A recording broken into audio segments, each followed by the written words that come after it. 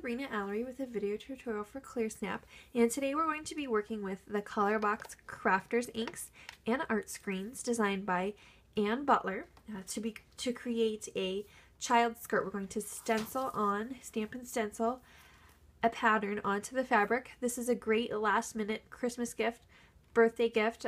It's very cost effective and fairly simple to put together as well.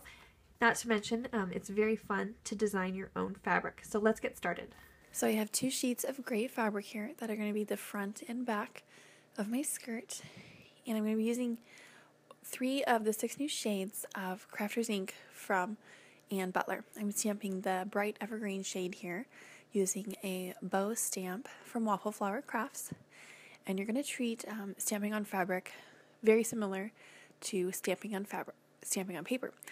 I don't use any sort of foam or cushion behind, and you just want to make sure that the stamp has great coverage, that it has a nice thick juicy layer of that Crafters ink, and you're just going to stamp your row. I like to press firmly and wiggle my stamp block back and forth to make sure as much of that ink is transferred onto the fabric as possible. When you finish the background, you can go ahead and lay the stencil down. I'm using the new Stars art screen and the 2 blue shades of Crafters ink. Ocean Breeze is the lighter shade, and then Blueberry is the darker blue shade.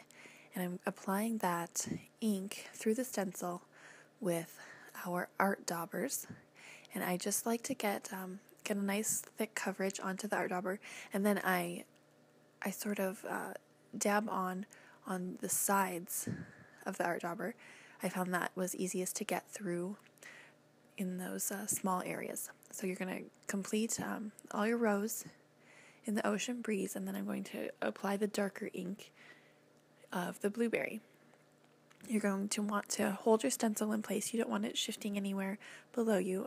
I found once the stencil was covered, it was easiest to use a paper towel to hold it down. That way I didn't get ink all over my hands. And you can line it up and finish the rest of that background. You can see what it looks like here. Now, to set the ink, to make it permanent and waterproof and washable, I'm just going to run a hot iron over the background for about 30 seconds. So you can really see the fabric sitting in. And if you have any more details to add, stitch those on now, and you end up with a cute little toddler skirt. Thank you so much for joining me today. For more ideas and inspiration, please visit clearsnap.com.